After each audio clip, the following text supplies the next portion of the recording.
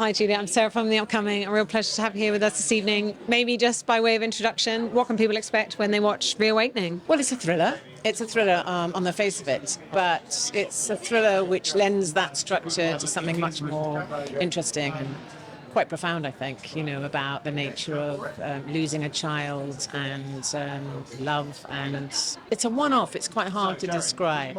It's very people-centered, very actor-centered. It works as a thriller, but it also really, really sucks you into the psychology of a couple and their lost daughter who comes back. Or does she? Virginia was saying that the idea sort of came to her in a bit of a fever dream. Then, of course, she sort of saw it through, directing and also producing the film. When you first read the script, what really jumped out to you initially? I had read a previous script of Ginny's and loved it, and we were going to try and make that work, and we couldn't. Then years later, she sent me this. I read it, and I mean, there are three reactions. You either love it immediately and you just think, that's it, I want to do it, or you don't want to do it, or you think, this has potential, but it's not there yet. Do I say yes and we work on it, or is that too risky? And with this one, I just read it and thought, yes, it's complete. It hardly needed any editing or reworking in rehearsal, and it's a fascinating subject. I mean, anyone who's got a child knows that their greatest terror is to lose that child. Almost worse than a child dying is a child disappearing and you don't know whether they're alive or dead. These are the sort of every parent's nightmare, and you don't have to be a parent to know how horrifying that would be. And this couple, we meet them at the beginning of the film 10 years on, so they've lived for 10 years without her. And they've managed to stay with each other, and they really love each other, but they've become quite separated in their different responses. And then she shows up, and their responses to that are very different. I believe that it genuinely is her, and my husband is not sure. And then it unfolds from there. But, scripts this good very rarely come along. Parts this good, particularly for older actresses, extremely rarely come along. I loved the idea of the whole team. Jared, Erin, Ginny, all of them. Wonderful producer, wonderful camera team, great crew. So, yeah.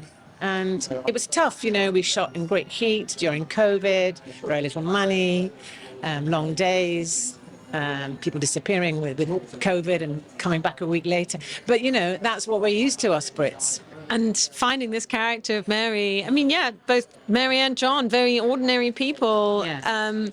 but have had this sort of extraordinary, horrendous thing happen to them. And it's sort of kind of finding those layers, I guess, to how a person might feel or behave. So how did you find your Mary? I never really know, how you find someone. And for sure, you haven't found them by day one. I'm always getting to a terrible sort of state as filming approaches, because I think, I don't know who I am yet. And you can read the script and you can think around and you can draw on people and you can draw on observation and you can use your own past experience and all those tools that we have. But you don't really know who's going to emerge until you set, on that set and you start rehearsing the scene on the first day, because we don't have a rehearsal period. And then you kind of just have to trust that whoever it is that comes out is a product of that preparation you've done and that imaginative response. And then, very crucially, you're dependent on who you're working with. And I was so lucky, I think, on this to have Jared, so we could just work together from the first day. I didn't know him. We'd never met, except we had a drink the night before or something. But he was very open, and I like to work that way too. And so we just built this couple together day by day, and with Ginny Gilbert, the director-writer, always giving us space to do that. And then when Erin arrived, Doherty playing, she's a stranger to us, because if she's our daughter, we haven't seen her for 10 years, and if she's not, we've never met her before. So that's in a way an easier situation to play, because we don't have a history so much. But to play someone who's been married, a couple have been married for 30 years, we know every inch of each other, that's hard. But it's also very gorgeous if it works, And to watch it, the tension is just dialed up to 11 the entire time, just up the way it's shot. the soundtrack, the fact, the twists and turns, being on the edge of your seat.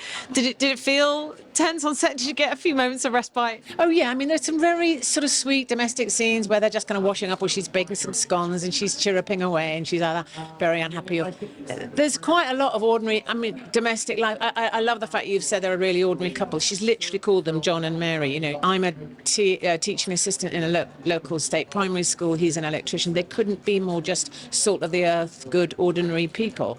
And to whom something extraordinary has happened, and the way they have managed what's happened to them is extraordinary, and brave and tough, and they have gone their separate ways silently, and he goes out at night hunting for her and she just takes a sleeping pill and goes to sleep, and they know that about each other, and yet they still love each other. So the film is as much about an enduring kind of love, a love that survives tragedy, silence, secrecy, but they still love each other. And I like that message in the film so much, because I think, that is the force that gets us through.